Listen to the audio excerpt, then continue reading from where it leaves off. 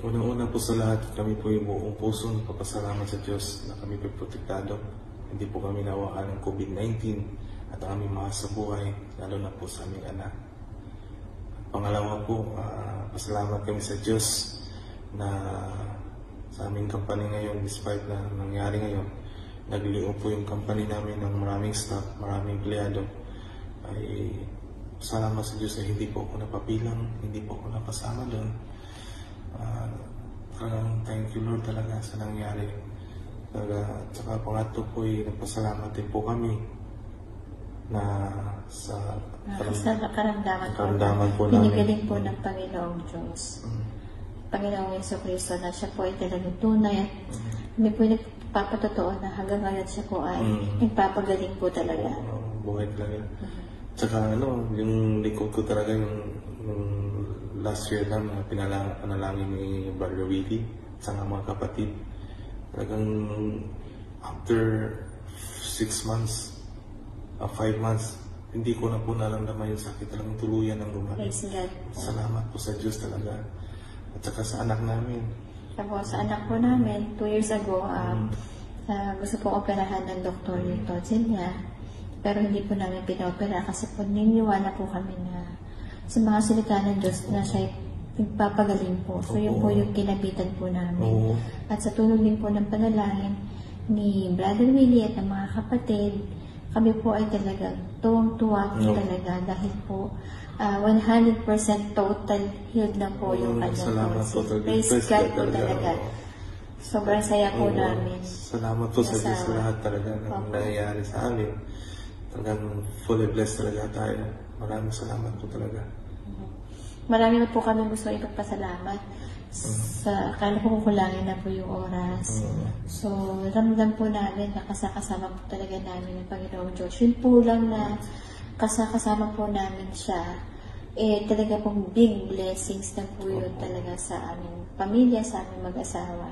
So, kami po nagpapasalamat ng buong puso sa Panginoong Diyos, sa Panginoong Jesucristo, sa Holy Spirit, sa Holy Father, sa lahat po ng blessings po na at kagalingan na ipinagkakaloob po nila sa amin. Opo. Maraming salamat sa Diyos. Opo. Sige po. Bye. Bye po.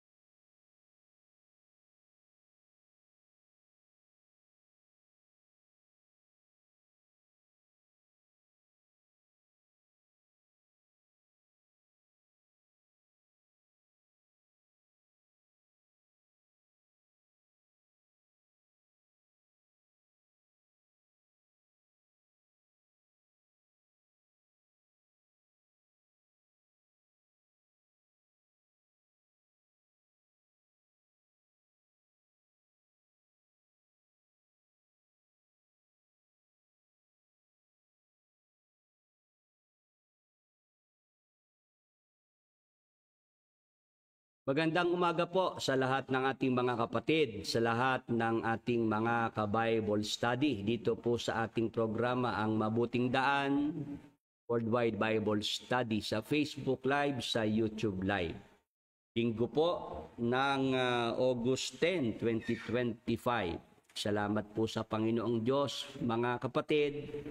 Tayo po ngayon ay muli pong makakapag-aral ng mga salita ng Diyos. Ito po ay tuwing linggo, alas 9 ng umaga.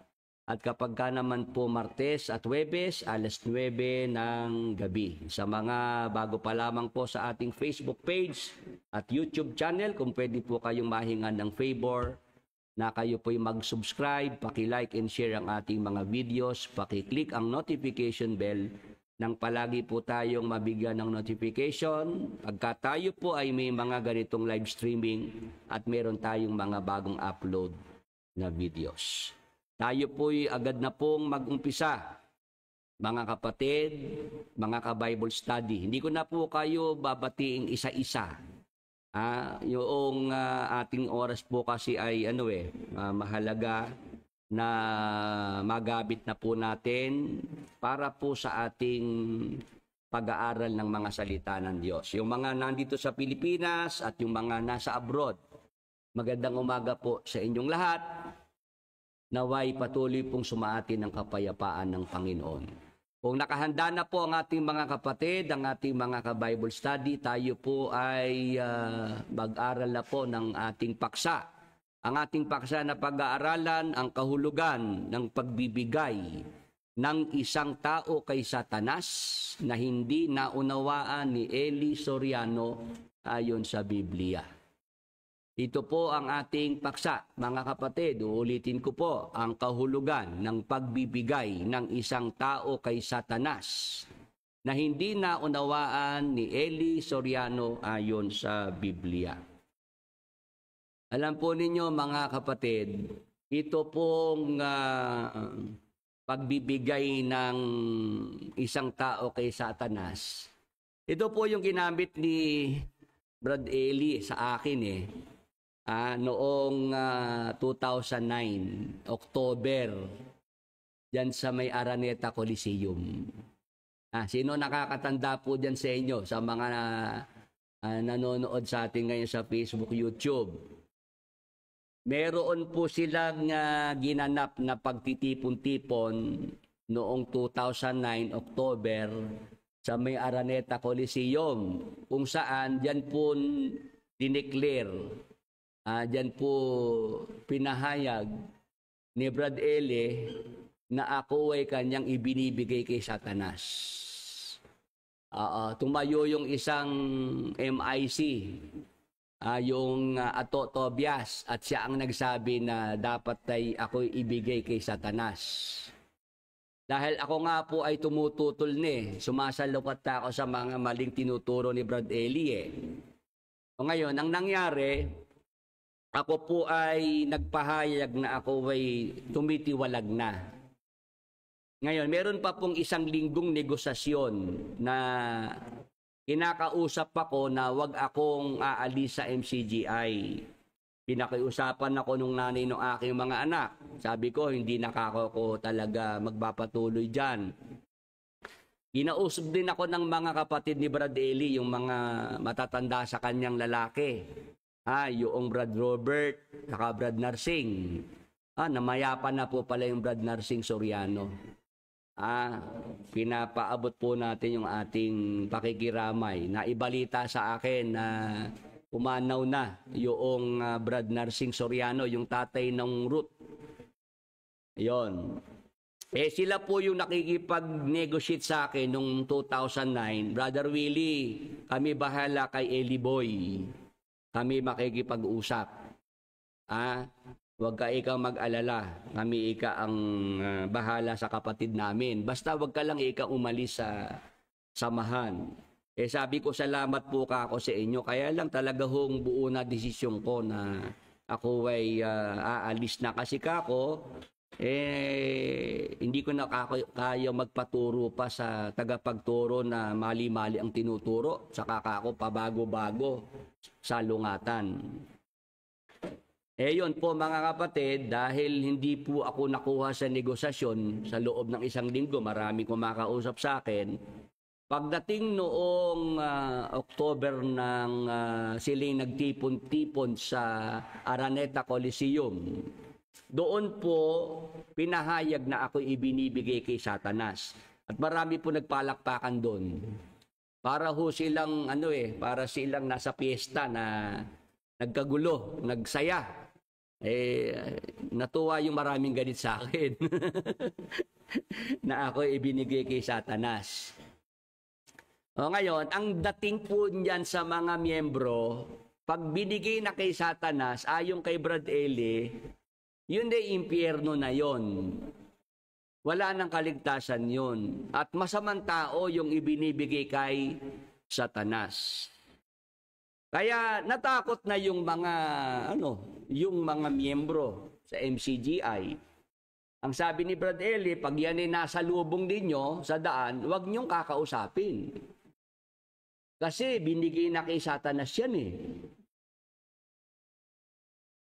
Yung ating mga nasa Facebook, nasa YouTube, meron po ba kang ayan, meron pong saksi, si Genevieve, ako po Brad. Ayan, alam po niya yung sinasabi ko na nangyari sa Araneta Coliseum na ibinigay ako kay Satanas. Na ang mga sinabi, ako ay masabang tao kaya ibinibigay kay Satanas.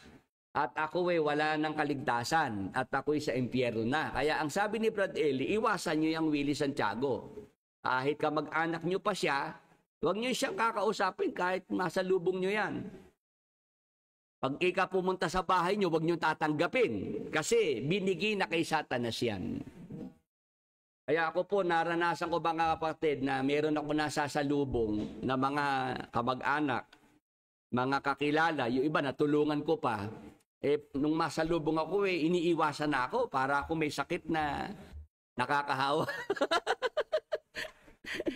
Yung mga kamag-anak ko, hindi ako kinakausap, hindi ako pinapasi, parang di na ako kakilala. Dahil nga doon sa pananakot na yun ni Brad Eli. At itong nakaraang June 12, itong taong ito, di ba, tayo po'y nagpaanyaya ng get-together dito po sa Bulacan para sa mga exeter sa MCGI. Merong mga exeter, hindi po tumuloy sa ating get-together. May mga nagdalawang isip kasi nag-usap-usap sila nag-aanyaya si Willie Santiago ng get-together ng mga exeter ng MCGI sa Bulacan, sa lugar niya. Sabi, bakit tayo pupunta ron? Binigay ni Brad Eli kay Satanas yun Hello. Sila po ay mga exeter na sa MCGI, pero dala pa rin nila yung ganong paniniwala tungkol sa akin. Naiwan sa kanilang mga isip yung nilagay ni Brad Eli na si Willie Santiago, binigay kay Satanas, masamang tao yan, wala na yung kaligtasan. Kaya yung mga exeter sa MCGI, hindi sila tumuloy dito po sa ating nakaraang June 12 na get-together ng mga exeter sa MCGI. Naawa ako sa kanila kasi kahit sila'y nakaalis na sa MCGI, nasa kanila pa rin yung mentalidad na talagang yung isip nila'y nakorap na talaga ni Brad Eli. Kasi pinapaniwalaan pa rin nila si Brad Eli na ako masamang tao kaya ibinigay kay Satanas, kaya wala na akong kaligtasan, kaya ako'y sa impyerno na. Pero si Brad Eli nung nabubuhay, natatandaan ko, nagturo ng paksa. Yun daw mga nilipol ng Diyos sa Sodoma at Gomora, may pag-asa pang maligtas. Oo, pero si Willie Santiago, wala na pag-asa yan. Naloko na.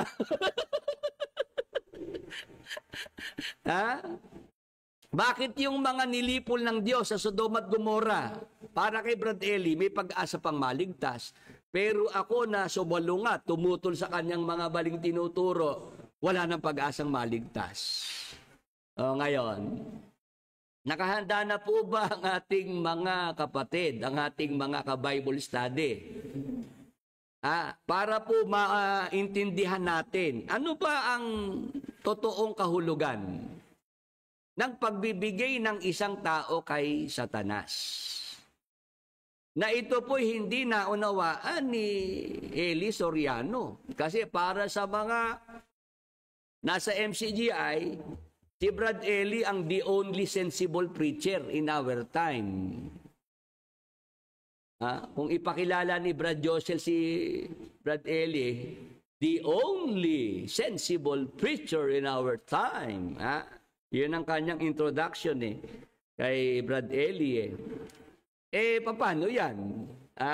The only sensible preacher si Brother Eli, hindi naunawaan itong kahulugan ng pagbibigay ng isang tao kay Satanas. Kasi nga, sa paliwanag ni Brad Ele, pag ibinigay kay Satanas ang isang tao, masamang tao yon. Pag binigay ang isang tao kay Satanas, wala nang kaligtasan yon. O ngayon, pag-aralan natin mga kapatid, ano po ang kahulugan sa Biblia ng pagbibigay ng isang tao kay Satanas? Naalala ko pala yung isa pang exeter sa MCGI, dati ring manggagawa, si Doc J. Ang tawag sa kanya, Doc J. Siya po yung nag-expose naman ng katiwalian sa MCGI sa lokal ng Singapore.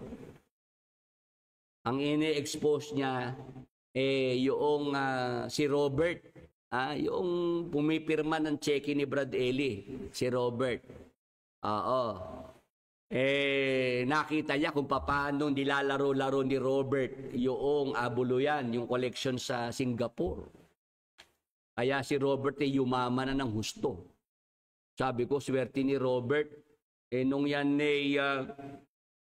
nakatira sa apalit, katabing kwarto ko lang yan nung araw. At yan gigising ng maaga para humawak ng basket at magtinda ng lumpia. Hello. Nakakita ko si Robert nung araw kako. Ang pantalon niya dadalawang piraso at bitin pa.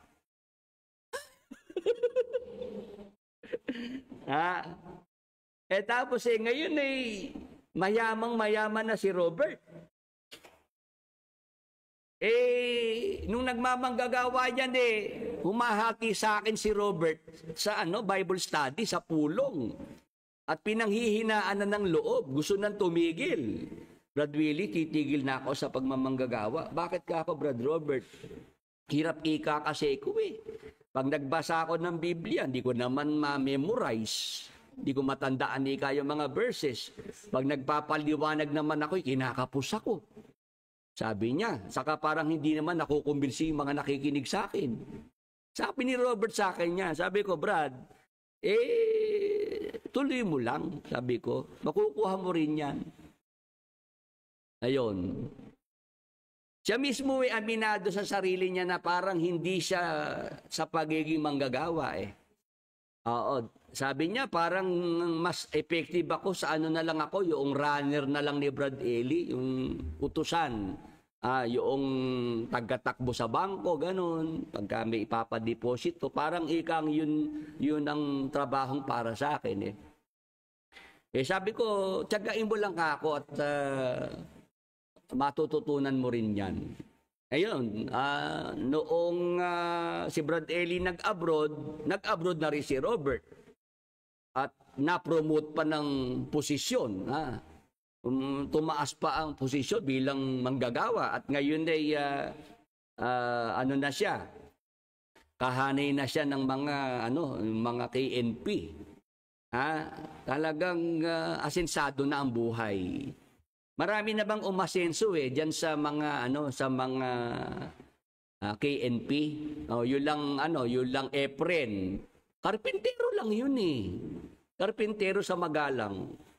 Ba ngayon meron ng mansion sa Magalang at meron na rin mansion sa Australia. Naloko na.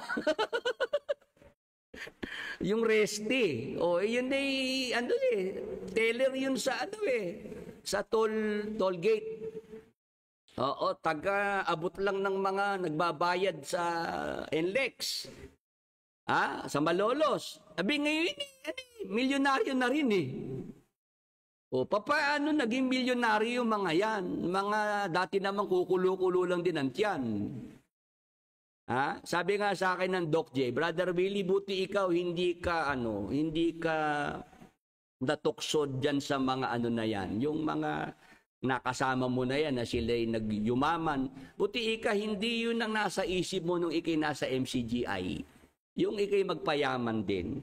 Sabi ko kay Doc J, alam mo ka ako Doc J, bago pa kami maanib sa MCGI, hindi kami mayaman. Hindi kami mahirap. Nasa gitna kami. Oo. Sabi ko, kumbaga, alam ko kumain ng masarap na pagkain.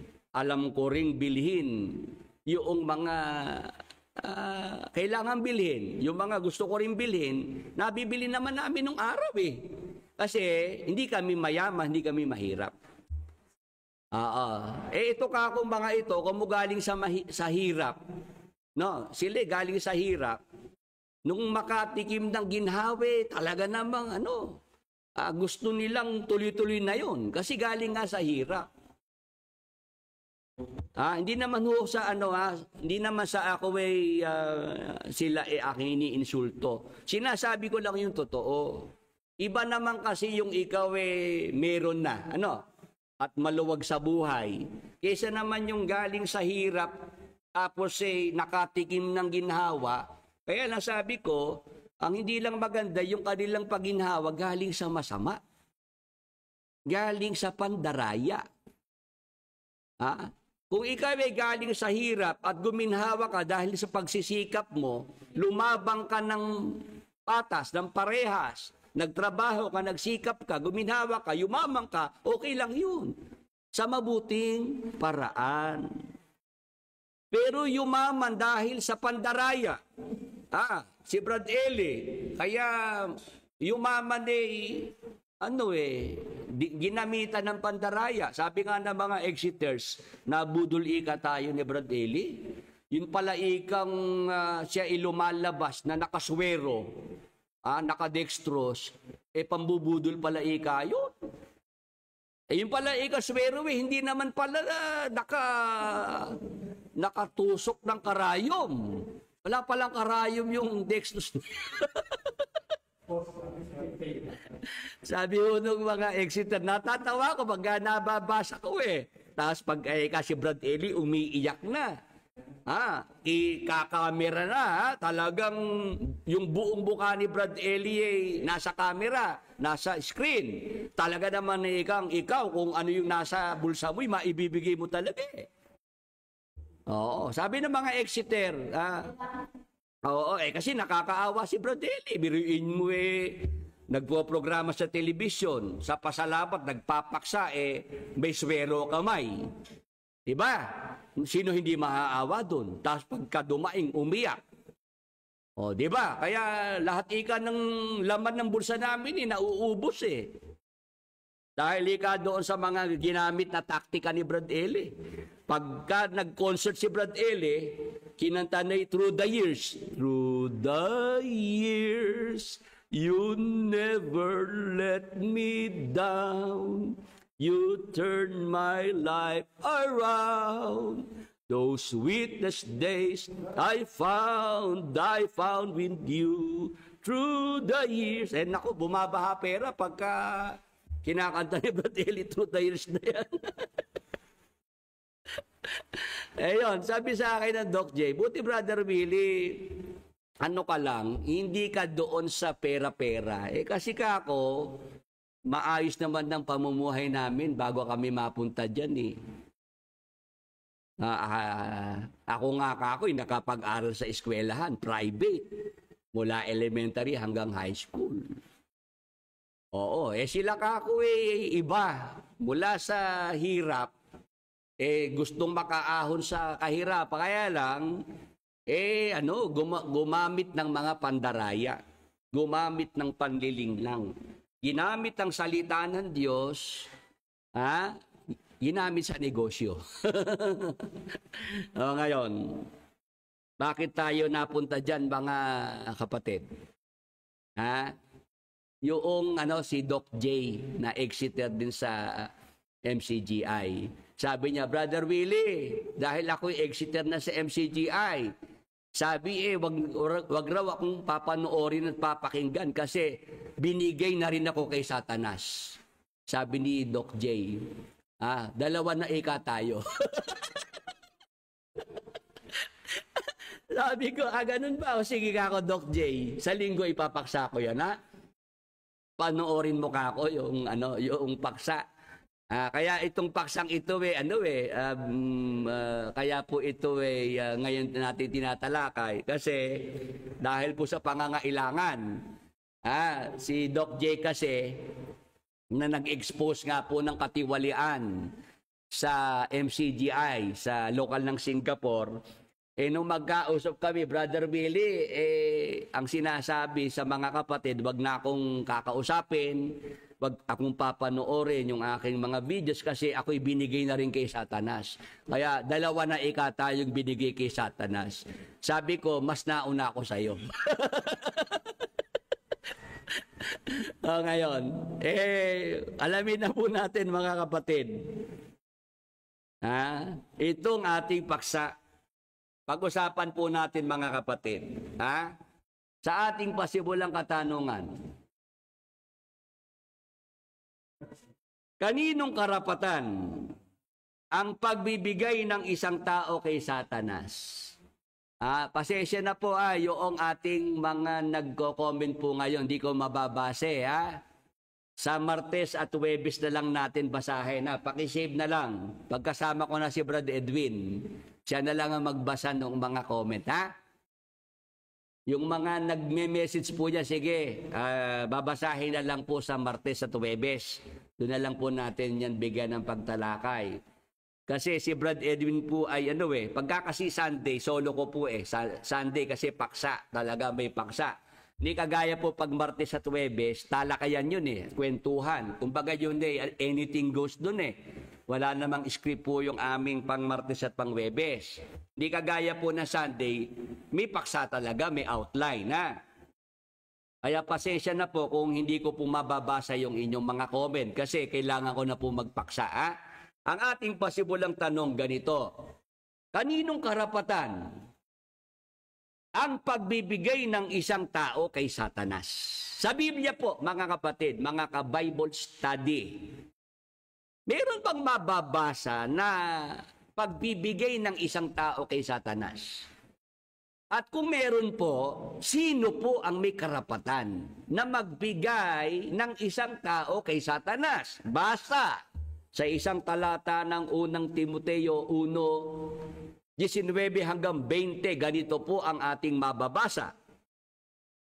Naingatan mo ang pananampalataya at ang mabuting budhi. Kausap po ng Apostol Pablo si Timoteo. Sabi ng Apostol Pablo kay Timoteo, naingatan mo ang pananampalataya at ang mabuting budhi, na nang ito'y itakwil ng iba sa kanila ay nangabagbag tungkol sa pananampalataya. Tuloy, nasa mga ito'y si Himeneo at si Alejandro, na sila'y aking ibinigay kay Satanas upang sila'y maturuang huwag mamusong. Mga kapatid, mga ka-Bible study, sa ating tanong, kaninong karapatan ang pagbibigay ng isang tao kay Satanas? Sino po ang may karapatan para ang isang tao ay ibigay kay Satanas? Ang sagot po mga kapatid, si Apostol Pablo, ibinigay kay Satanas itong sina Himeneo at Alejandro. Bakit po niya ibinigay kay Satanas? Ang sabi na sila'y aking ibinigay kay Satanas upang sila'y maturuang huwag mamusong. Nakikinig po ang mga nasa Facebook, nasa YouTube. Itong sina Himeneo at Alejandro, mga kaanib sila sa iglesia.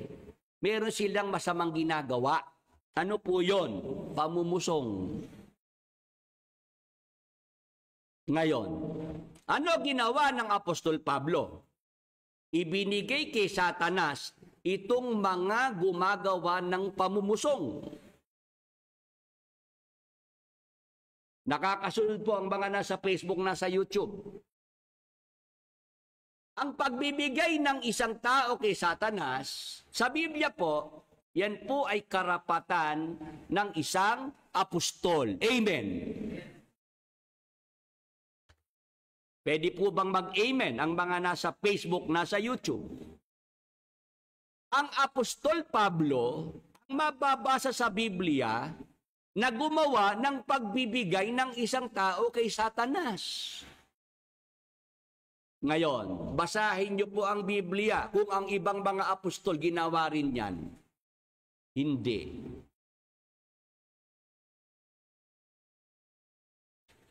54 ang nasa YouTube Live na mga ka-Bible Study. Facebook Live po ang ating mga ka-Bible Study. 17. Ang dami ha?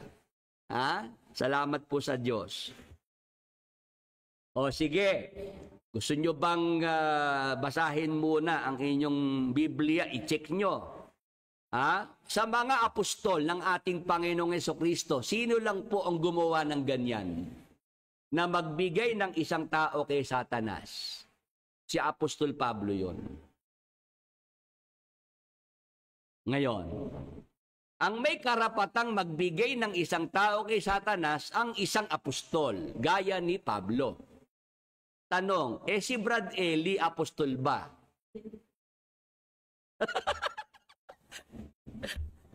Sige nga po, sagot kayo dyan sa mga nasa Facebook, nasa YouTube. Ang may karapatan na magbigay ng isang tao kay Satanas ayon sa Biblia, si Apostol Pablo. Si Brad Eli, noong 2009, dahil ito si Ato Tobias, yung MIC, siya ang ubaga siya ang nag-motion. Parang sa Senado, ay motion, gano'n. Sinang-ayunan ni Brad Eli na ibigay nga ako kay Satanas at nagpalakpakan sila doon. Nagyakapan pa sa stage nagyakapan pa yung mga MIC nung ako ibigay kay Satanas. Tuwan-tuwa sila.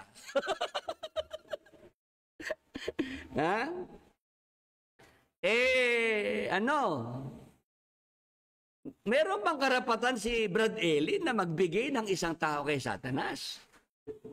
Wala Kasi yung pagbibigay ng isang tao kay Satanas, karapatan yun ng Apostol Pablo. Yung ibang mga apostol ngayon, wala kang mababasang ginawa nila yun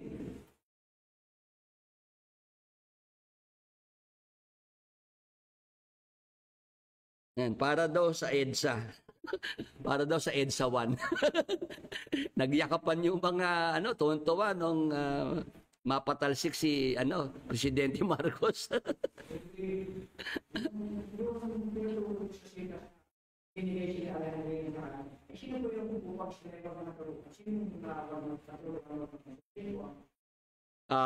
Ganito po yung mga gumagawa ng pamumusong, kaya ibinigay kay Satanas, kasi namumusong sila para maturo ang wag mamusong. Hindi po. Yung kasing pagbibigay ng tao kay Satanas, matatapos agad ang paksa. Kaya hindi ko po inano yun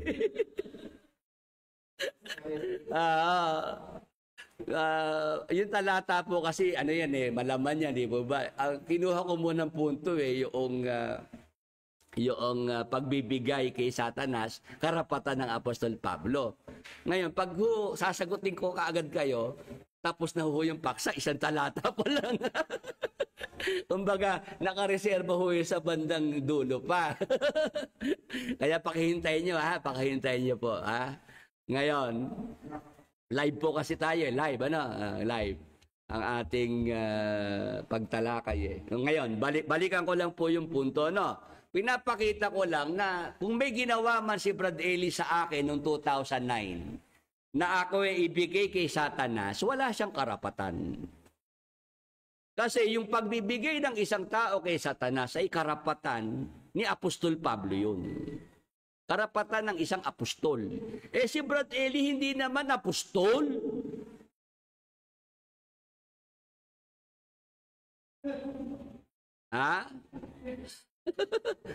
Hindi naman apostol ng Diyos. Hindi naman apostol ni Kristo. Kasi pag sinabi pong apostol sa Biblia, mga kapatid, ang apostol nakita si Jesus Christ. Kaya ang Apostol Pablo qualified. Pasado bilang apostol. Basa, unang Korinto 9 at 1. O ito po mga kapatid, mga ka-Bible study. Hindi baga ako'y malaya. Hindi baga ako'y apostol. Hindi ko baga nakita si Jesus na Panginoon natin. O ano po yung pamantayan para masabing apostol? May nakita ang Panginoong Jesucristo nakasama si Jesus Christ. Di ba yung 12 apostol nakasama ni Jesus Christ yun? Si Apostol Pablo, nung siya maging apostol, nasa langit na ang Panginoon, pero nagkaroon ng pagkakataong sila magkita. At nagkasama rin sa langit pa eh. Tama po.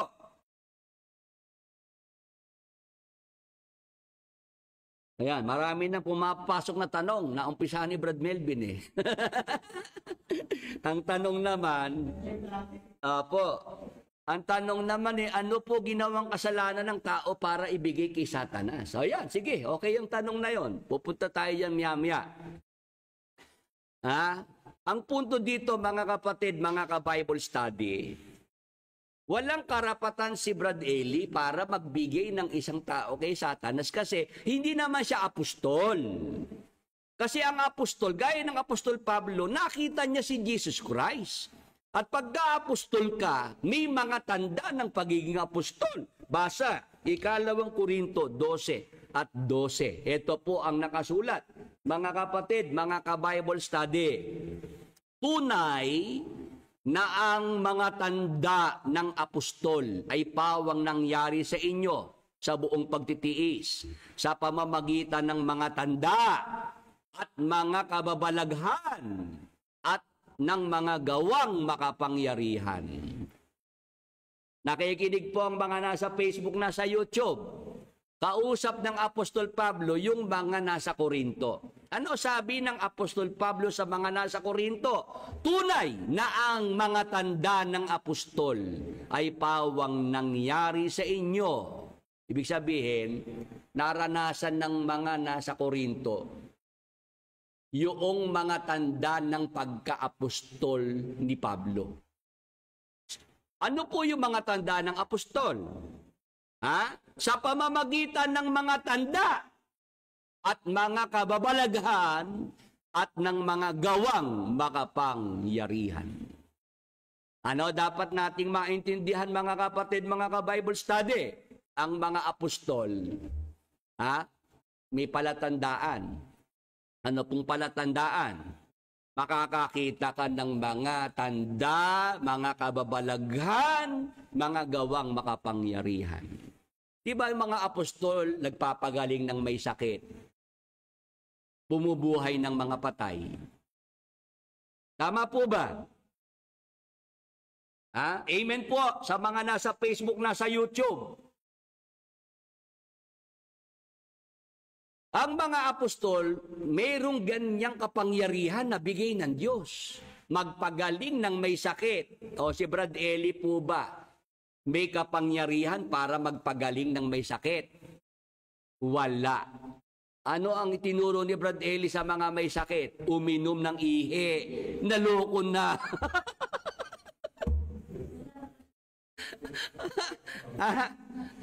Yung mga fanatics, wag magalit kay Brad William, wag mapipikon. Totoo lang naman ang ating pinag-uusapan. Pagka-apostol, binigyan ng kapangyarihang magpagaling ng mga may sakit. Si Brad Eli, may mga miyembrong lumalapit sa kanya doon sa consultation. Naawa nga ako sa miyembro kasi may cancer sa buto. Sabi nung miyembro, Brad Eli, kung pwede lang po magpakamatay na lang, magpapakamatay na ako dahil po sa hirap na aking nararanasan. Alam niyo po si Brad Eli, iniintay ko na kahit na magsalita ba lang kapatid, laksa mo loob mo, ipapanalangin ka ng kapatiran. Walang ganun Walang ganun. Tapos yun nga, ang itinuro ni Brad Eli, yung mga may sakit dyan, may mga karamdaman para gumaling, yung ihi nyo sa umaga, sasahurin at iinumin. Ayun po, mga kapatid, ang tinuro ni Brad Eli para gumaling yung mga may sakit. Yung unang ihi palabasin, yung gitna ang sasahurin at iinumin. Di si Soren, yung artista, ginawa po yung pag-inom ng ihi. Oo, nung kami magkausap, sabi ko kay Soren, ano ka ako lasa nung ihi mo? Mapakla!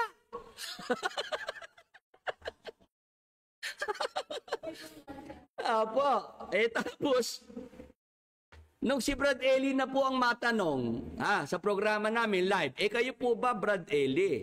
Yun ho bang pag-inom ng ihi na tinuturo nyo, ginawa nyo po? Sabi ni Brad Eli, hindi makapagsalita si Brad Eli. Ano kapatid? Alam mo, sabi ni Brad Eli, yan hikang sinabi ko na yan, na uminom ng ihi, para lang sa mga walang pera, na pambili ng gamot. Ako marami pa akong pambili ng gamot. Ibig sabihin, hindi iniinom ni Brad Eli yung ihi niya.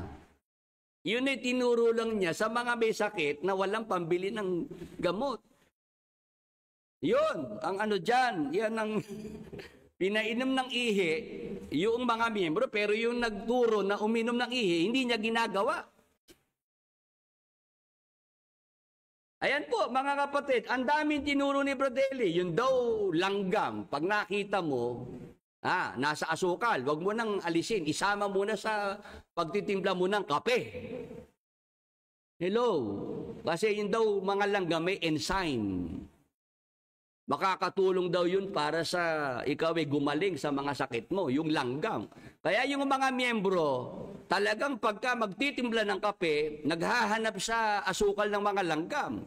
Yung ibang mga walang makitang langgam sa asukal, naghanap ng langgam para ilagay sa kanilang kape. May tinuro pa si Brad Eli, pag daw kumakain ka ng mais na nilaga, isama mo ng kainin yung buhok ng mais.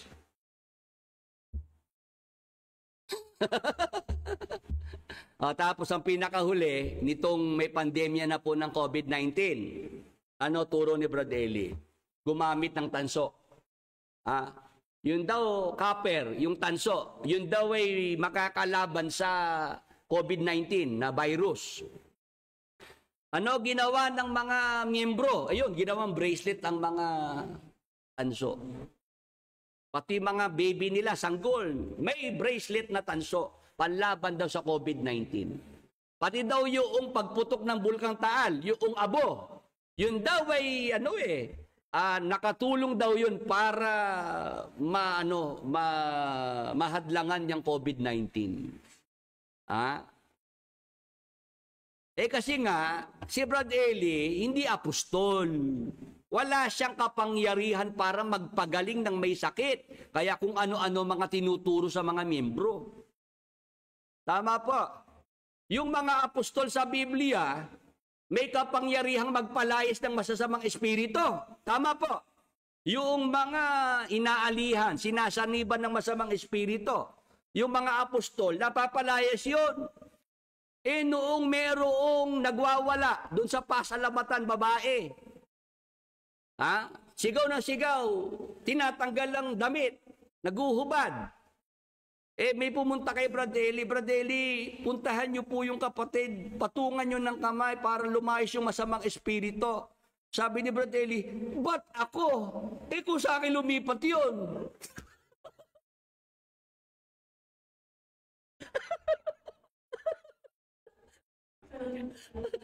Takot si Brad Eli sa masamang espiritu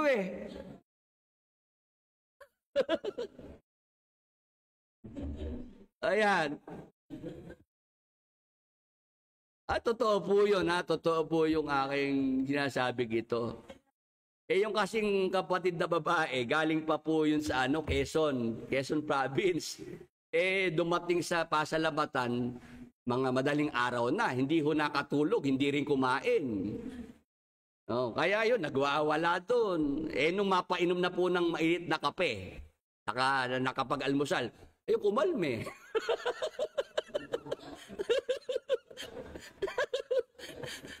Si Brad Eli ang iniimporta na puntahan at ilehan sa palayasin yung masamang espiritu.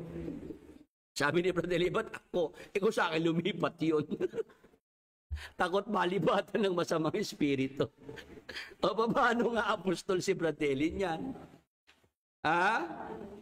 Hindi pasado eh. Tama po.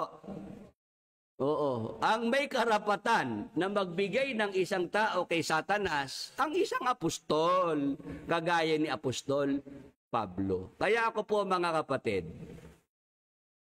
noong gawin yan sa akin na ako ibinigay kay Satanas, wala akong naramdaman eh. Hindi ako natinag eh. Ha? Hindi ako nag-alala. Masarap pa rin ang tulog ko. Masarap pa rin ang kain ko. Bakit? Alam ko walang karapatan si Fratelli eh. Amen.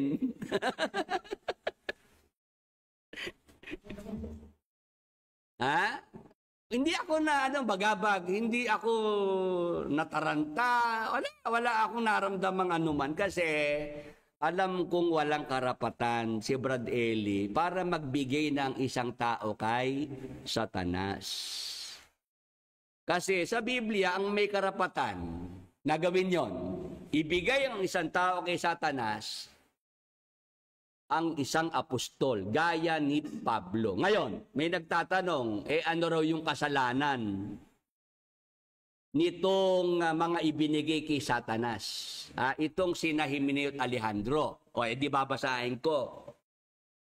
Kaya lang, miya-miya na. Dahil mag-aalas 10 na. Mabibitin po, mga kapatid, mga ka-Bible study. Sige, unahin ko na po itong isa. Si Himeneo, ano kasalanan nun? Pamumusong.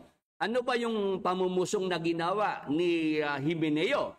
Sige, para po dito sa mga nagtatanong. Yan ang patunay na na si Brother Willie, pwede naman talaga sa yung on the spot na tanungan. Related naman po sa topic yung inyong tinatanong, sagutin ko po. Ito po yung pamumusong ni Himeneo. Basahin ko po sa ikalawang Timoteo, Kapitulo 2, 17, 18. Ito po ang ating mababasa. At ang kanilang salita ay kakalat na gaya ng gangrena, na sa mga ito ay si Himeneo at si Fileto, na mga taong tungkol sa katotohanan ay nangasinsay, na sinasabing ang pagkabuhay na mag-uli ay nakaraan na at ginugulo ang pananampalataya ng iba. Ito po yung pamumusong na ginawa nitong si Himeneo. Ano po yon? Dahil sila po ay mga taong tungkol sa katotohanan na inasinsay, sinasabi na ang pagkabuhay na mag-uli ay nakaraan na at ginugulo ang pananampalataya ng iba. Sumasalungat pala itong si Himeneo doon sa turo tungkol sa pagkabuhay na mag-uli. Ang sinasabi nitong Himeneo, nakaraan na yan, tapos na yung pagkabuhay na mag-uli na yan. Kaya ang nangyari, nagulo ang pananampalataya ng ibang mga kapatid. Naintindihan nyo na po, kaya si Apostol Pablo, ibinigay niya kay Satanas itong si Himeneo. Kasi ito'y nagtuturo ng maling turo sa loob ng iglesia. Ito ay namumusong. Sinasalungat niya yung tungkol sa pagkabuhay na mag-uli.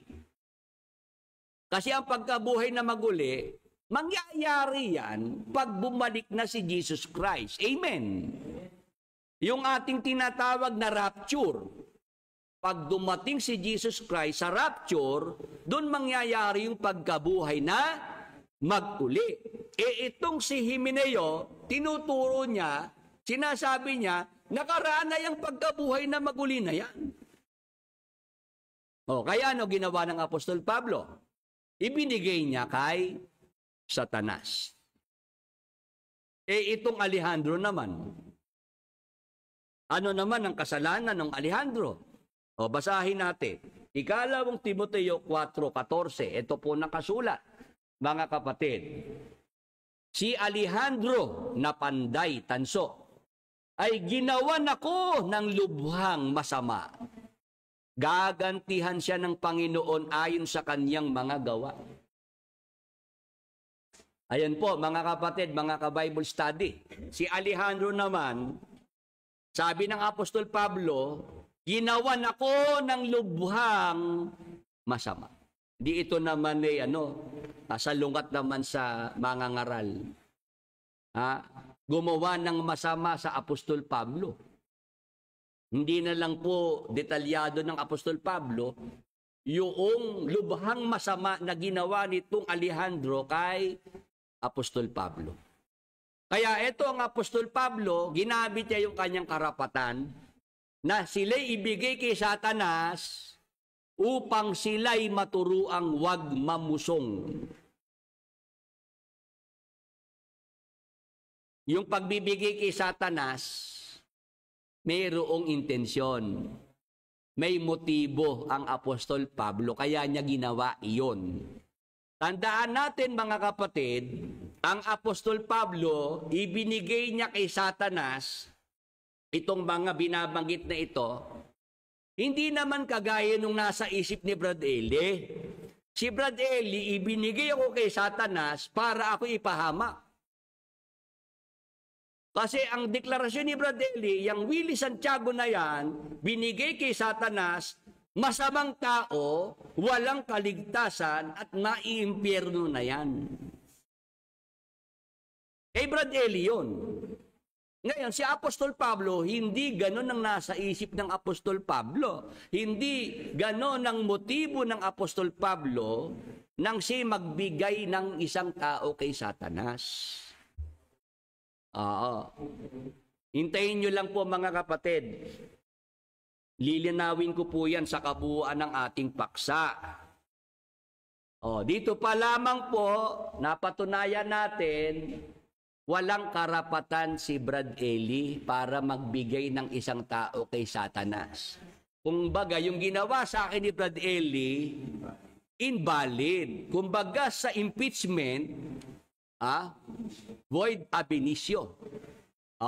Di ba kaya na-dismiss yung impeachment kay VP Sara, dahil sabi ng Supreme Court, invalid yun. Yun ang batayan ng Senado para i-archive na po yung impeachment kasi invalid, null and void. Kaya mga kapatid, hindi tumalab sa akin yung na yun ni Brad Eli. Yung ako ibinigay kay Satanas. Manapay, nabaliktad si Brad Eli ang nabigay tingnan nyo, ako'y natatawa pa, di ba? Ako'y masaya pa. Kasi alam ko po na walang epekto sa akin yung ginawa ni Brad Eli na yun. Kasi nakita ko sa Biblia, wala siyang karapatan. Hindi naman siya apostol. Ang apostol, ang mayroong karapatang magbigay ng isang tao kay Satanas. Pag sinabing apostol, nakita si Jesus Christ. Nakasama si Jesus Christ. At binigyan ni Jesus Christ ng kapangyarihan. Kapangyarihang magpagaling ng may sakit, magpalayas ng mga demonyo, bumuhay ng mga patay. Amen. Yun po ang mga palatandaan ng isang apostol ng ating Panginoong Hesukristo. Lahat ng yan, wala kay Brad Eli. Lalo namang wala kay KDR. Kung si Brad Eli nga, hindi pasado si KDR pa pumasa. Naintindihan po ba natin? Ngayon, ano pong patunay sa Biblia na ang pagbibigay ng isang tao kay Satanas, karapatan niya ni Apostol Pablo? Meron pa po bang mababasa sa Biblia na tao na ibinigay ni Apostol Pablo kay Satanas? At ano ba talaga ang nasa likod ni Apostol Pablo? Ano ba yung motibo niya para magbigay ng isang tao kay Satanas? Yan po ang ating itutuloy. Pagkalipas po ng isang short video testimony, pagkatapos po ng video, balik po tayo sa ating tinatalakay.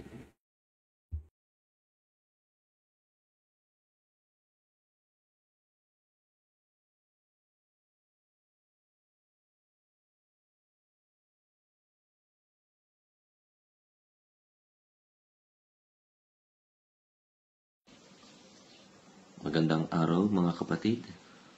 Ako po si Edison Garcia na naririto po sa bansang Madagascar. Muli po ako po yung nagpupurit nagpapasalamat sa ating Diyos na buhay dahil po sa pagpapala, kagalingan at proteksyon at sa pag-iingat po sa akin dito sa bansang Madagascar, sa aking trabaho at maging po sa aking pamilya na nasa Pilipinas. Ipinagpapasalamat ko po, O Diyos, sa ating Panginoong Hesus, sa Banal na Espiritu na patuloy na kagalingan sa aking mga magulang, sa aking mama, na noong mga nakaraan po ay nagkaroon po siya ng mild stroke. Ipinagpapasalamat ko po na iningatan niya po ang aming mama. Hindi po niya pinabayaan na kung ano man po ang mas delikado pa pong pwede mangyari. Kaya nga po ako po yung nagpapasalamat at nandyan po si Brother Willie na patuloy na madali po siyang makontak in case na nasa pagdating po sa panalangin. Nandyan po siya. Napakabuti po ng ating Diyos at sa patuloy na pagbibigay niya ng pagpapala sa bawat isa po sa amin. Na kahit po na ako po nandito sa malayo ay nandyan po ang aking pamilya na siyang sumusubaybay at nagtutulungan po sa bawat pangailangan po. Maraming salamat, Panginoong Jesus, sa ating Diyos at maging sa ating Holy Spirit na patuloy niyang pag-iingat sa bawat isa sa amin.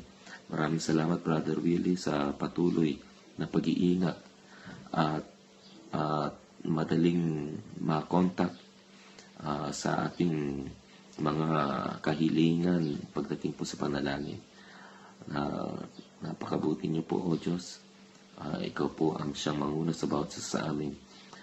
Maraming salamat po. At muli po, binabati ko po ang ating church members, Church of God in Jesus Christ Worldwide. Happy 12th anniversary po sa bawat isa po sa atin. Maraming salamat po. God bless po. Bye.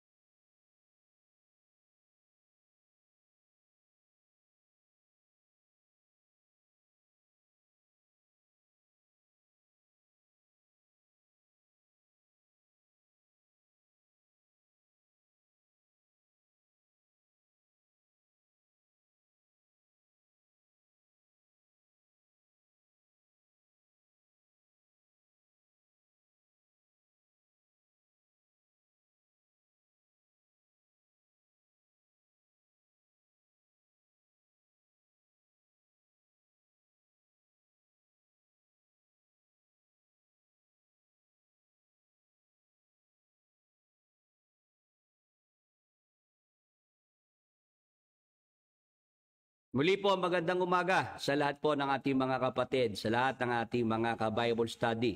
May mga pumapasok po na mga tanong kaugnay po sa ating paksa na tinatalakay.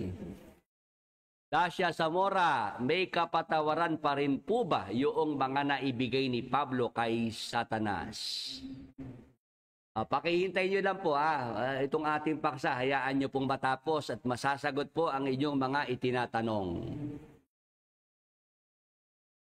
Yung mga pumapasok pong mga katanungan sa inyong mga kaisipan, pakihintay nyo lang pong matapos ang ating paksa at ako po ay naniniwala na masasagot po ang inyong mga katanungan. Ngayon, tuloy po tayo sa ating tinatalakay. Ano po ang patunay na si Apostol Pablo nga po ang may karapatan, yung nabasa sa Bible na magbigay ng isang tao kay Satanas. Yung ibang mga apostol nga hindi ginawa ayun Si Apostol Pablo lang.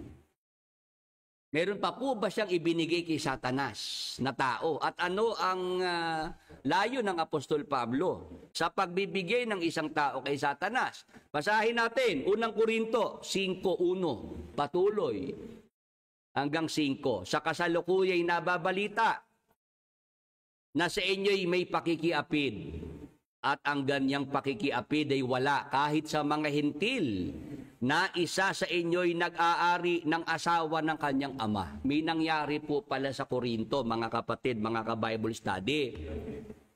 Ang kaso po ay pakikiapid. Ngayon, ano pong pakikiapid itong nangyari sa Korinto?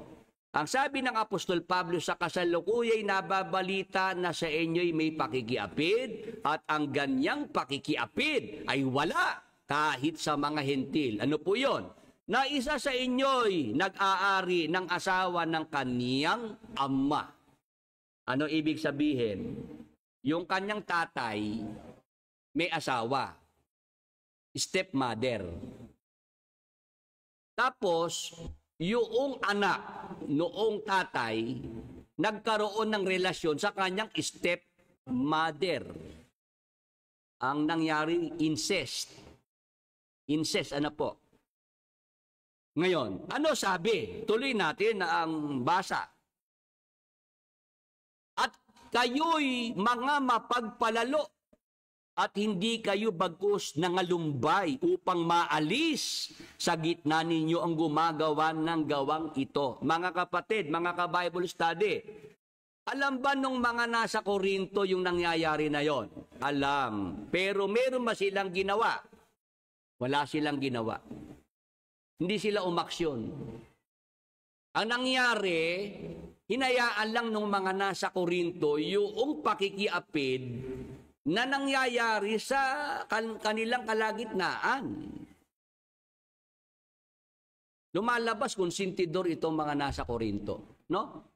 Parang si Brad Eli rin. Hindi ba si Brad Eli kung sintidor lumalabas? Itong mga revelation ni Brad J.R. Badong, kahit ako'y nabigla eh. Ang sabi nun J.R. Badong, ito raw naging asawa ni KDR, ito raw ay buhay pa yung asawang Hapon noong kunin ni KDR para maging asawa. Ako pong alam ko lang dati, may anak sa Hapon.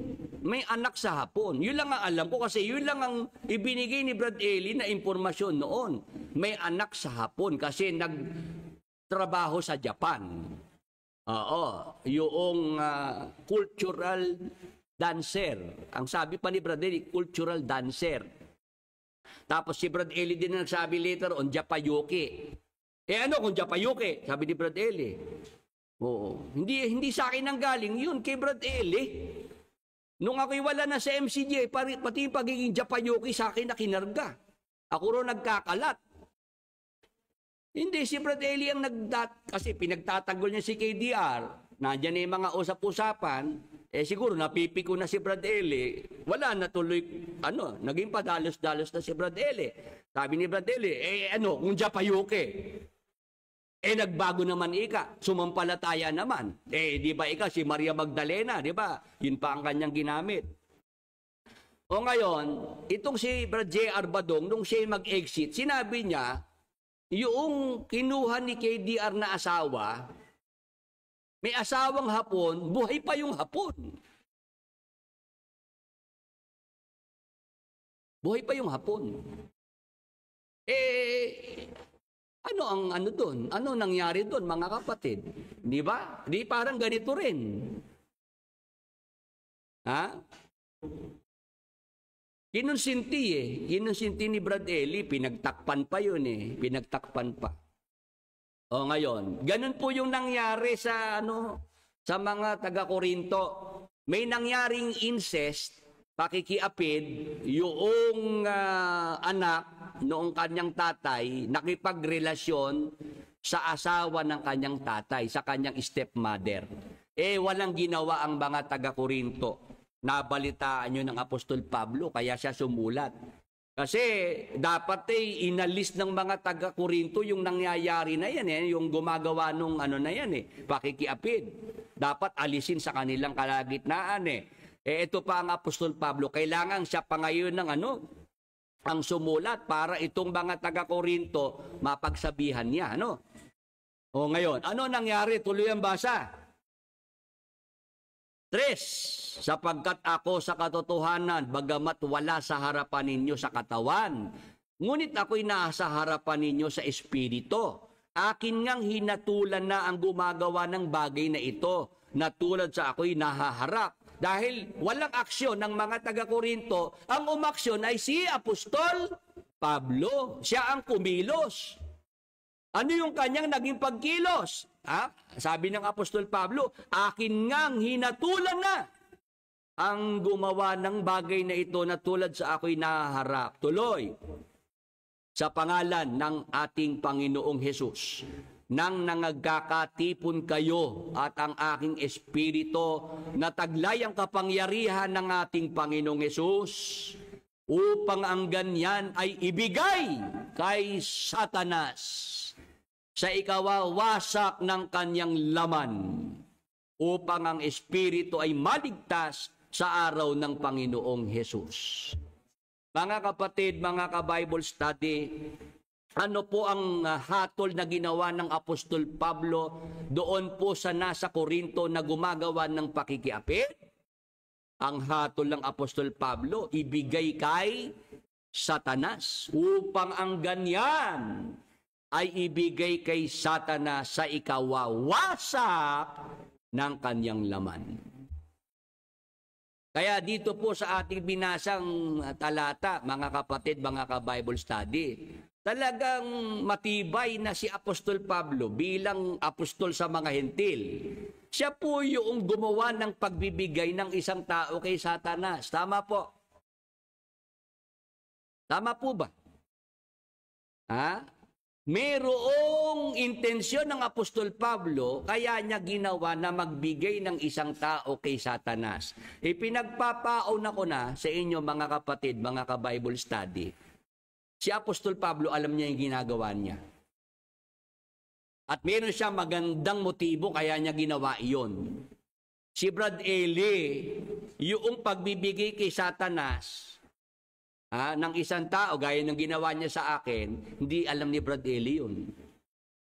Hindi niya naunawaan yun. At iba ang motibo ni Brad Eli. Ako, ibinigay niya kay Satanas para ako ipahamak. Para ako ay hatulan na ako'y wala ng kaligtasan. Pero iba si Apostol Pablo, mga kapatid. Intayin nyo lang po yung kabuuan ng ating paksa at maiintindihan nyo pong mabuti. Kaya itong mga nasa Korinto, mga kapatid, dahil sila nga hindi umaksyon doon sa pakikiapid na ginawa nung kasamahan nila, doon sa talatang 13, unang Korinto 5:13, ano ngayon ang itinuro ng Apostol Pablo na gawin ng mga nasa Korinto? Tatapwat sa nangasa labas ay Diyos ang umahatol. Alisin nga ninyo sa inyo ang masamang tao. Sa magandang balita, Biblia ng salin, ang nakasulat po, itiwalag. Yun ang itinuro ng Apostol Pablo dahil siya po'y may paghatol ng ginawa. Dito po sa gumagawa ng pakikiapid sa Korinto, ibinigay niya kay Satanas. Sabi ng Apostol Pablo, dapat ang gayon na itiwalag. Alisin sa gitna ninyo ang masamang tao. Alisin nga ninyo sa inyo ang masamang tao. Sa magandang balita Biblia, itiwalag ninyo sa inyong samahan ang masamang tao. Kaya ito po gumagawa ng pakikiapid sa Korinto. Binigay kay Satanas ni Apostol Pablo. Tapos sinabihan niya ang mga nasa Korinto na itiwalag yon. Itiwalag. Yung gumawa ng pakikiapid. Iba po yung pagbibigay ng tao kay Satanas, iba yung pagtiwalag. Nagkakaintindihan po. Kasi yung pagbibigay ng tao kay Satanas, karapatan ng Apostol Pablo. Ito naman pagtitiwalag, karapatang ibinigay sa mga nasa Korinto para magtiwalag. Amen. Amen po sa mga nasa Facebook, nasa YouTube. Nakita niyo po yung pagkakaiba. Si Apostol Pablo humatol, ibinigay kay Satanas yung gumagawa ng pakikiapid. Tapos sinabihan niya ang mga nasa Korinto, itiwalag yung masamang tao, yung gumagawa ng pakikiapid. Amen.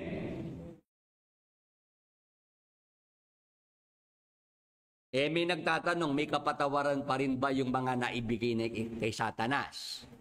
Hintayin nyo po hindi pa naman ho tayo natatapos sa ating paksa. Makikita nyo po. Ngayon, bakit po ako naniniwala na ang pagbibigay ng isang tao kay Satanas na karapatan ng Apostol Pablo, hindi naunawaan niya ni Brad Eli. Hindi alam ni Brad Eli yan.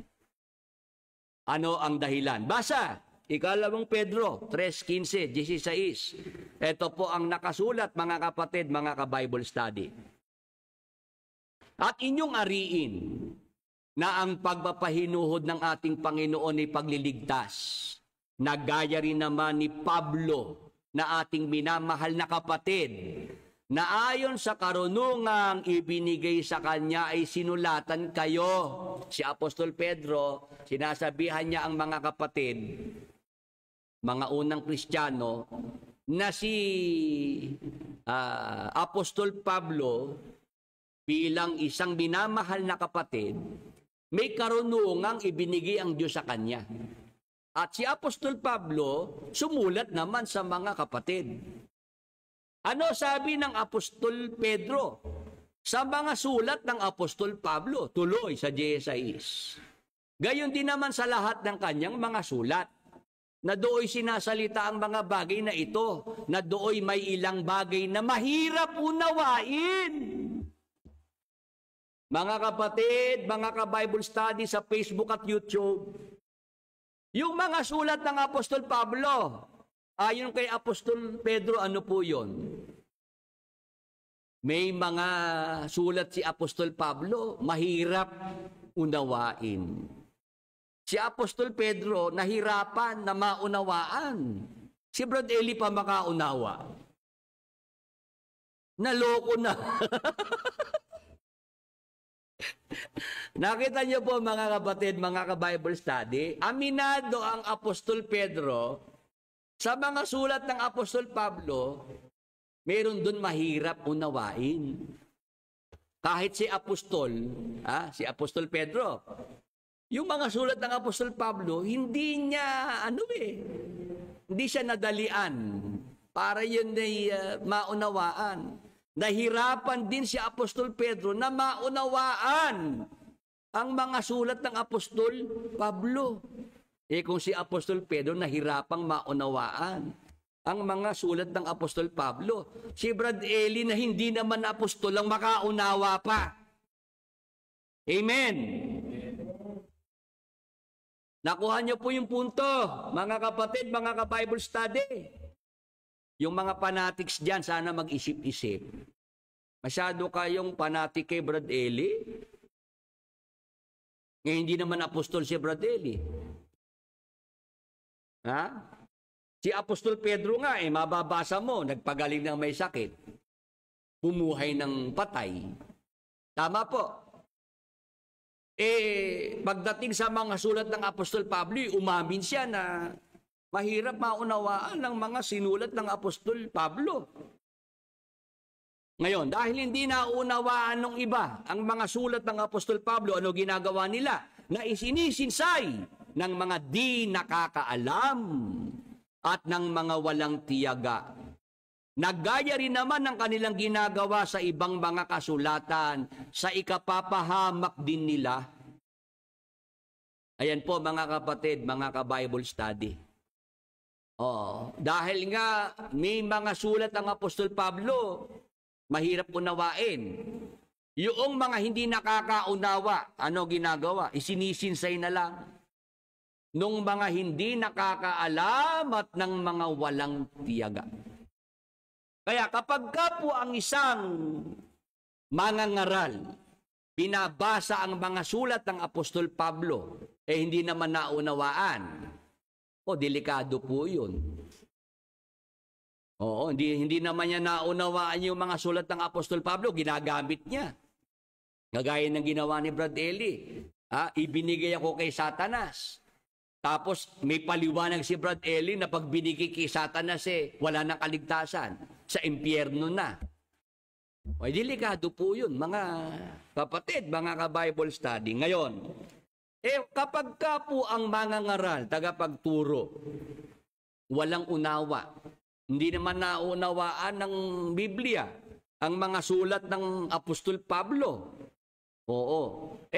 Anong klaseng mangangaral yung ganung walang unawa, mga kapatid? Basa, Isayas 56:11. Ito po ang mababasa natin. Ang mga aso ay matatakaw, sila'y kailanman ay walang kabusugan. At ang mga ito ay mga pastor na hindi nakakaunawa. Meron po bang mga pastor hindi nakakaunawa? Meron po bang mga pastor walang unawa?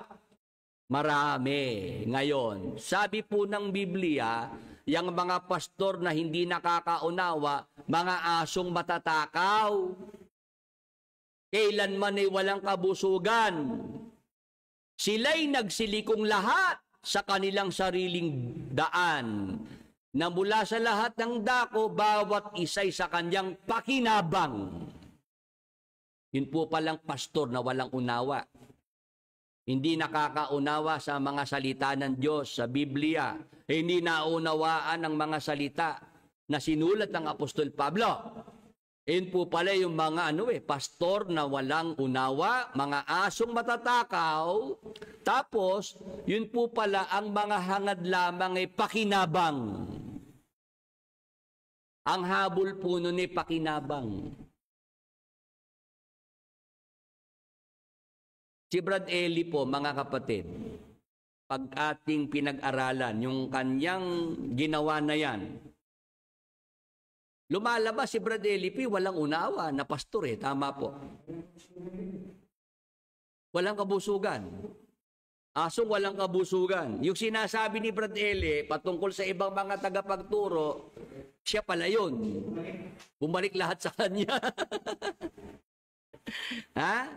Ano po ang motibo po nitong mga pastor na walang unawa? Ang motibo po yung pakinabang, yun ang hinahanap Yun ang hinahabol ng mga pastor na walang unawa, yung pakinabang. Anong katunayan? Sa Ezekiel 33:31, ito po ang ating mababasa. At dumating sa iyo nawari ang bayan ay dumarating at sila'y nagsisiupo sa harap mo na gaya ng aking bayan. At kanilang dinidinig ang iyong mga salita, ngunit hindi nila ginagawa. Nakikinig ng mga salita, pero hindi ginagawa.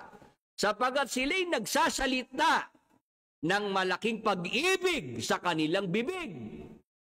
Ngunit ang kanilang puso ay nasa kanilang pakinabang. Tingnan niyo po yung mga pastor na walang unawa, yung mga bulaang pastor na yan. Bula ang tagapagturo. Pag pinag-aralan mo, makikilala mo May palatandaan Ano po palatandaan? Sila'y nagsasalita ng malaking pag-ibig sa kanila. Sila'y nagsasalita ng malaking pag-ibig ng kanilang bibig. Yung pag-ibig po lumalabas sa bibig. Pag-ibig din ang sinasabi di ba? Meron pa ngang mostre, gano'n, no? Pag-ibig! Pag-ibig! Di ba? Ganon pag-ibig! Kayang-kayang sabihin yung pag-ibig sa kanilang bibig Madaling ituro yung pag-ibig. May 4 na taon nang ang paksa ni KDR ang pag-ibig Sila'y nagsasalita ng malaking pag-ibig ng kanilang bibig. Tinuturo ang pag-ibig hanggang sa bibig lang. Pero para makita sa gawa, wala. Hindi mo makita yung pag-ibig na itinuturo sa gawa eh. Ano sabi nung mga Exeter? Nagtuturo sila ng pag-ibig, pagtulong sa mga kapatid na nangangailangan. Ano ika nangyari sa amin? Nagkasakit ika kaming pamilya. Ni isang biogesic walang ibinigay sa amin. Pagkatapos ika namin gumaling, saka nangumusta. Ayun na. Kumusta? Kasi meron hong ticket ng concert na... Ayun. Nung sila may sakit, wala nakaalala. Kahit isang biogesic, walang ibinigay ang MCGI. Nung sila'y gumaling na, eto na, pinuntahan sa bahay, may dalang ticket at ibinebenta doon sa pamilya na nagkasakit na hindi malang nabigyan kahit isang biogesic. Nagtuturo ng pag-ibig hanggang bibig lang eh. Di ba, meron silang bloodletting, di ba? Blood donation. Pinapakita pa yan sa social media na sila'y nagdo-donate ng dugo sa Red Cross. Pero pagka ang mga miyembro ng MCGI ang mga ngailangan ng dugo, ay walang makuhang dugo. Namamatay na lang yung miyembro na walang nakuhang dugo, sila'y nag-donate ng dugo. Pagka nag-donate ng dugo ang mga miyembro, si KDR ang bibigyan ng award.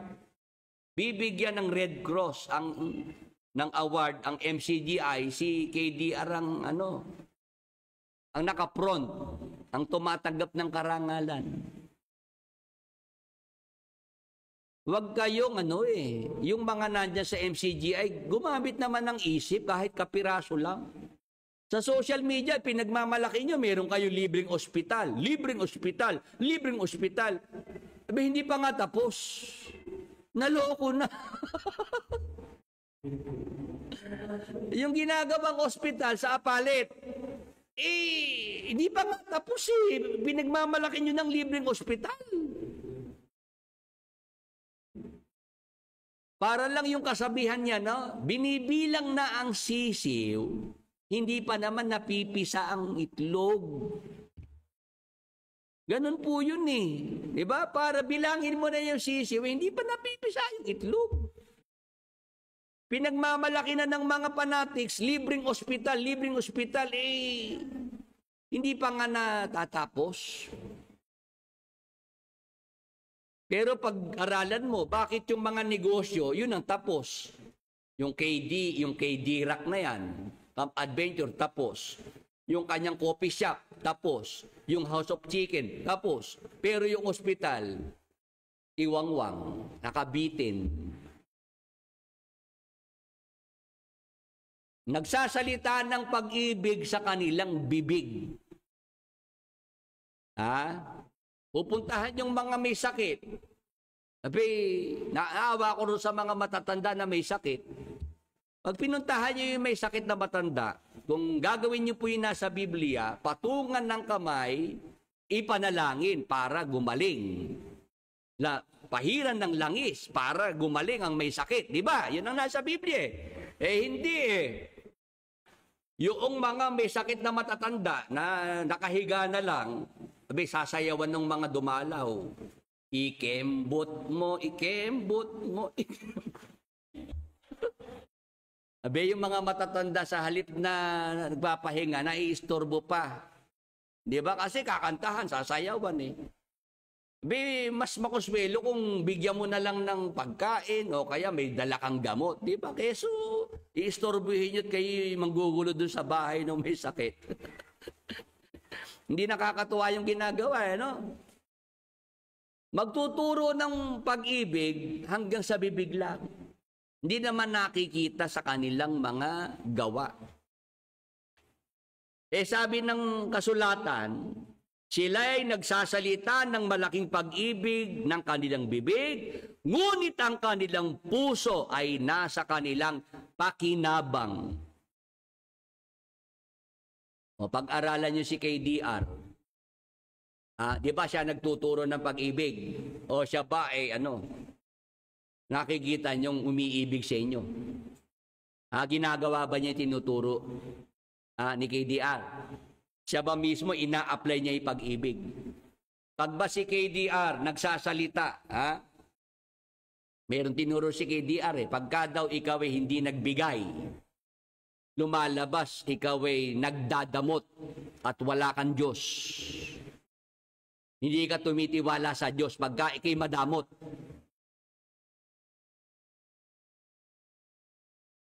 Sabi ni KDR yan, yun daw mga madadamot, hindi nagtitiwala sa Diyos, kaya ayaw nila magbigay.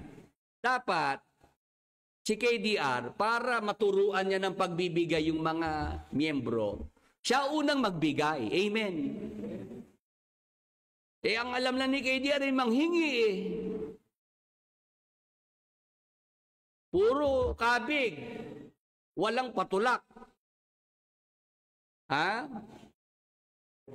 Kasi nga, nararamdaman ni KDR na bumabagsak na yung yung koleksyon nila Marami nang nagigising. Kaya ngayon, puro pagpapasaring, puro pagpaparinig si KDR ang ginagawa. Sasabihan pa yung mga miyembro na pagka nagdadamot, madadamot, hindi na nagtitiwala sa Diyos. Di ikaw magpakita na ikaw ay may tiwala sa Diyos mo. Ibigay mo KDR yung nasa iyo. Bilyonaryo ka na Di ba? Pagka pinag-aralan nyo yung kanyang YouTube channel, yung Wish, yung mga kumakanta doon. May nabasa ko, artist, singer, nagre-reklamo Sana ba lang may porsyento kami dyan. Kasi kumikita YouTube channel sabi nung singer, sana ba lang may royalty man lang kami. Ang nakikinabang si KDR. Di ba? Million po yung subscriber doon. Pag pinakanta yung isang singer doon di ba? Kanya niya yung video, di ba? Doon sa YouTube channel, yung sino may-ari. Yun ang kumikita, hindi naman yung singer Kung yung singer naabutan lang ng konti, di ba yung namang kikitain nun, tuloy-tuloy na. Sa may-ari ng channel, si KDR ang may-ari ng channel na yun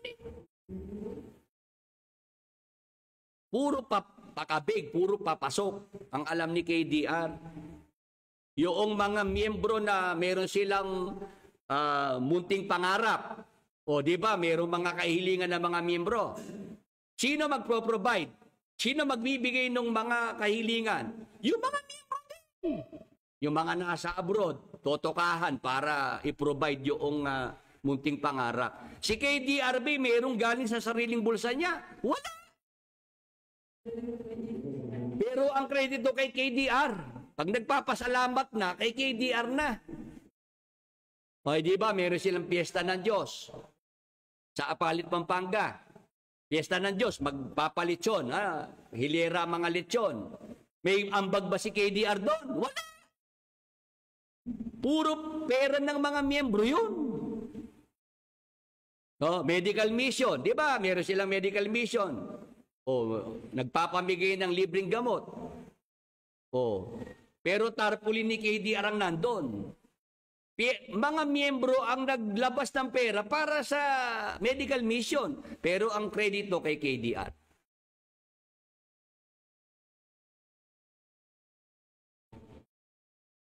Yung mga fanatics, gumising kayo, binabasa natin ang nasa Biblia. Ganyan ang mga bulaang guro, mga bulaang pastor na yan.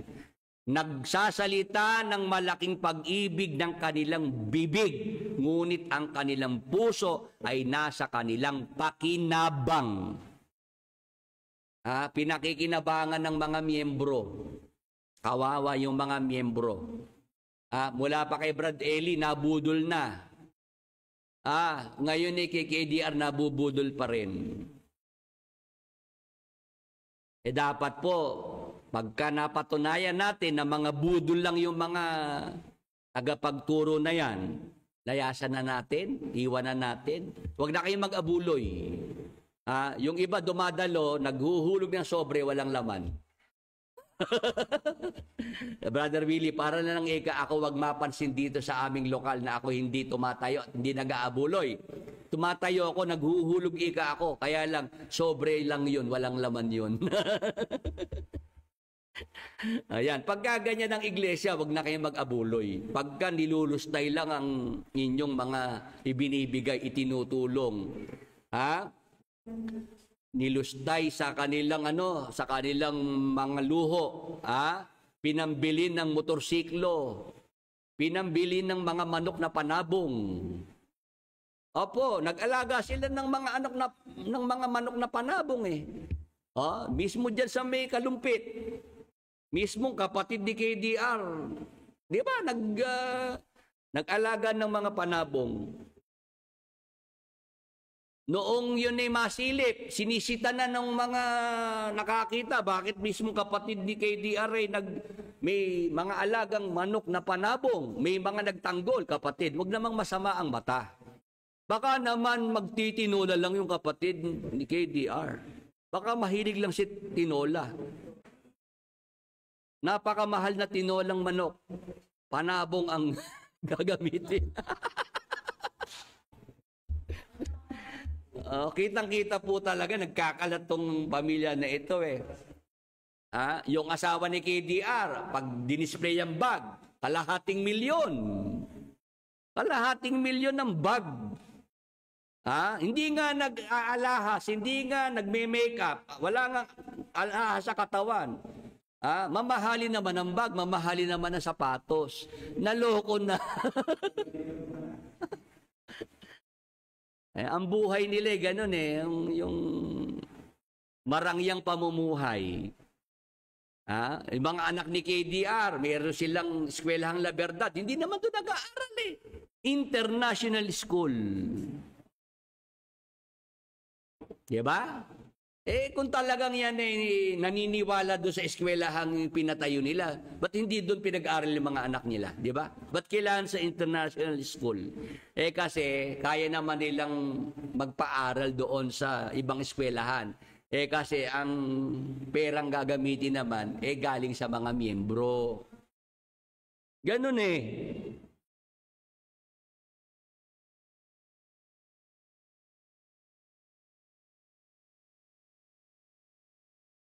Maliwanag po, mga kapatid, mga ka-Bible study.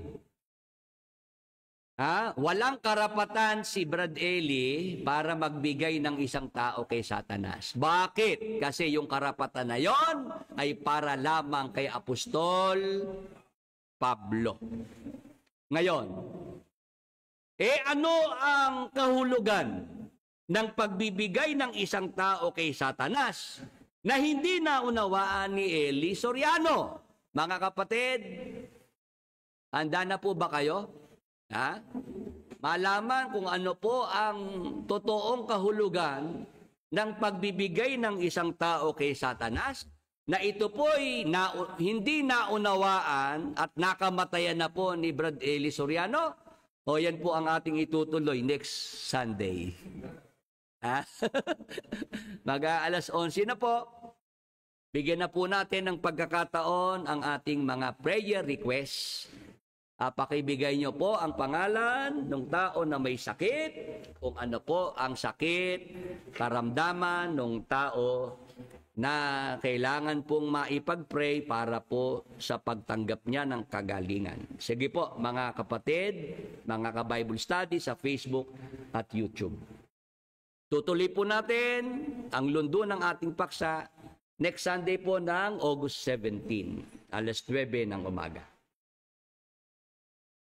Sige po, bigay po natin ang ating mga prayer request po dyan.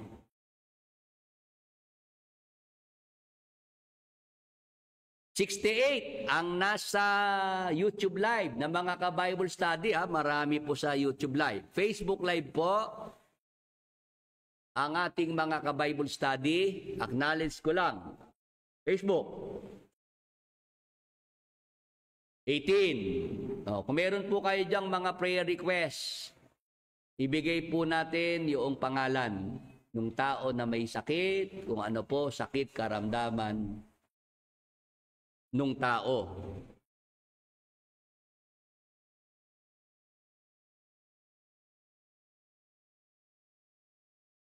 Ayan. Brother Willie, kay Noel Bautista, bumaba ang triglycerides sa blood chem. Sige po.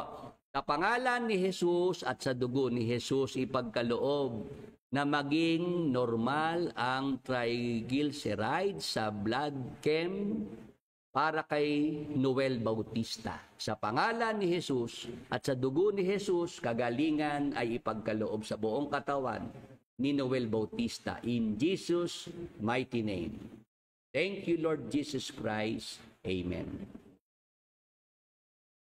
Sige po, pakibigay nyo lang po ang inyong mga prayer requests bago po tayo tuluyang magtapos sa ating programa.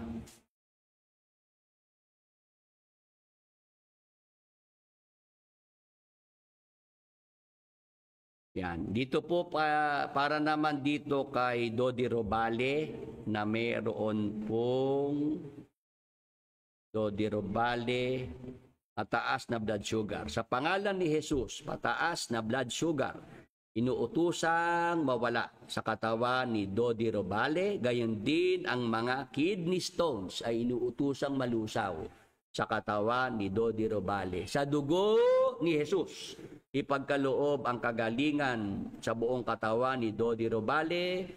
Gawing normal ang blood sugar sa kanyang katawan. In Jesus' mighty name. Thank you, Lord Jesus Christ. Amen. Romeo Milanes, bumaba ang creatinine.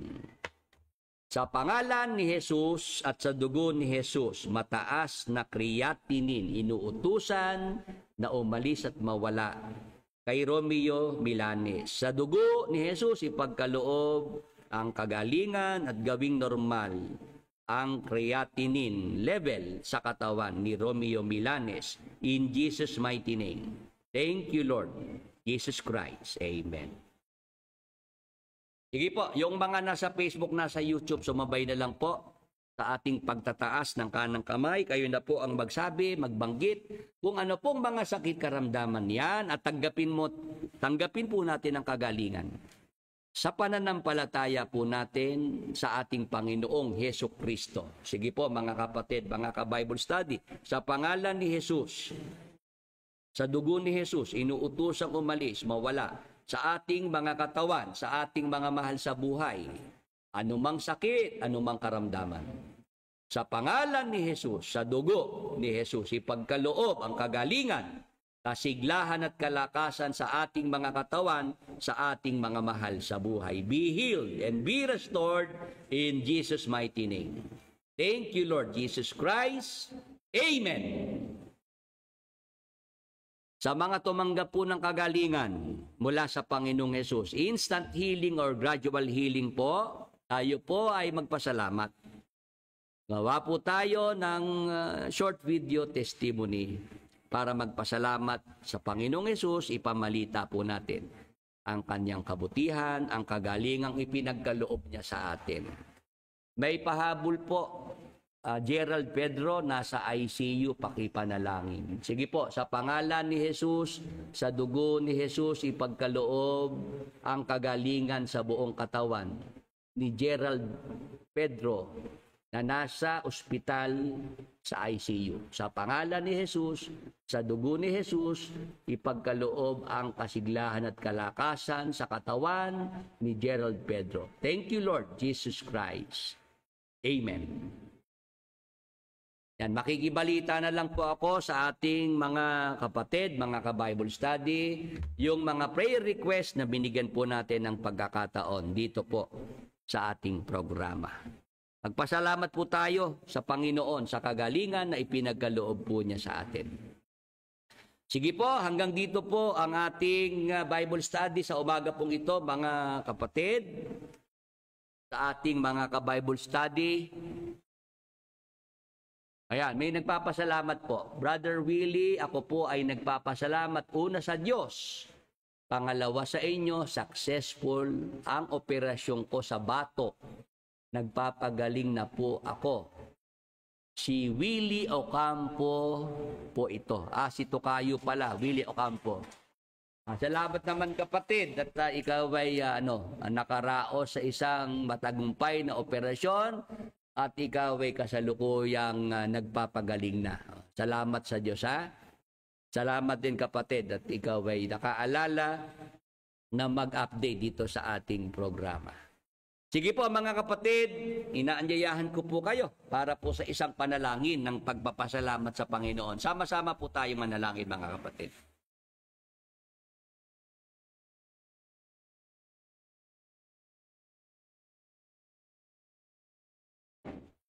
Tayo po'y manalangin. Panginoon naming Diyos, Amang banal na makapangyarihan sa lahat, sa pangalan ng aming Panginoong Hesukristo, sa kapangyarihan ng Espiritu Santo. Uli po, Ama, kami po'y sama-samang lumalapit sa iyong luklukan ng biyaya. Sa dugo ni Jesus, tanggapin mo po, Ama, ang aming taus-pusong pasasalamat. Salamat po, Ama, sa iyong kabutihan. Salamat po sa iyong pagmamahal. Salamat po sa mabuting pagkakataong ipinagkaloob mo na sa umaga pong ito, muli kaming makapag-aral at muli po kaming matuto ng iyong mga banal na salita. Ama, salamat po sa kagalingan na ipinagkaloob mo po sa aming mga sakit at mga karamdaman at sa aming mga mahal sa buhay. Ama, salamat po sa iyo ng maraming salamat.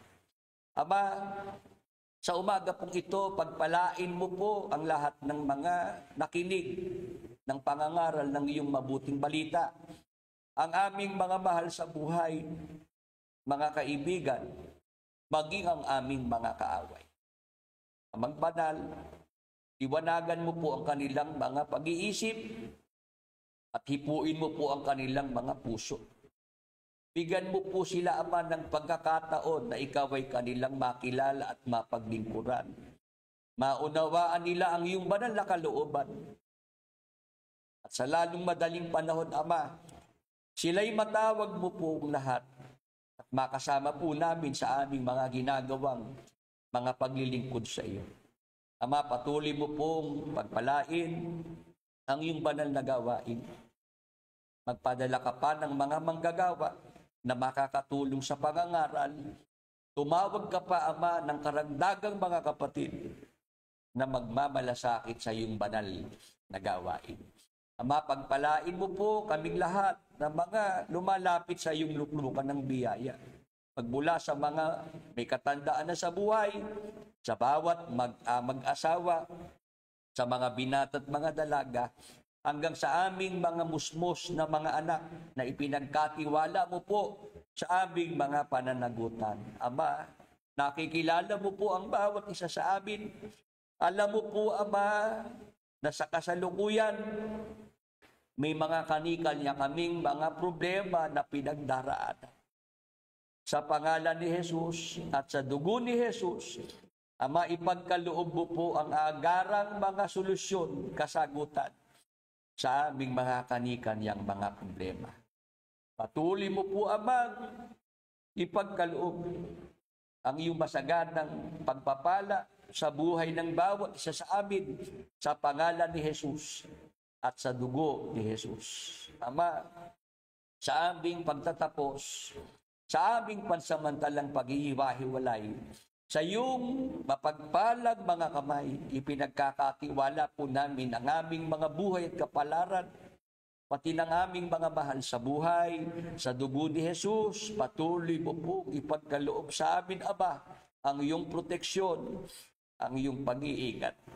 Ingatan mo rin po ang aming mga anak, saan man sila naroroon, ano man ang kanilang mga ginagawa. Palagi mo pong abutin ng iyong mapagpalang mga kamay. Huwag mo pong pabayaan, Ama, na ang aming mga anak ay maligaw ng landas. Magdilim ang kanilang mga pag-iisip. Ipagkaloob mo po, Ama, na ang aming mga anak ay maakay din po namin at makasama po namin sa aming mga ginagawang paglilingkod sa iyo. Sa umaga pong ito, Ama, sumasampalataya kami na higit pa sa aming mga hinihingit iniisip, ipinagkaloob mo na po sa amin ang lahat ng kasang-ayon ng iyong banal na kalooban. Salamat po sa iyo, Diyos Ama. Salamat po sa iyo, Diyos Espiritu Santo. Salamat po sa pangalan ng aming Diyos at Panginoong Jesucristo. Amen.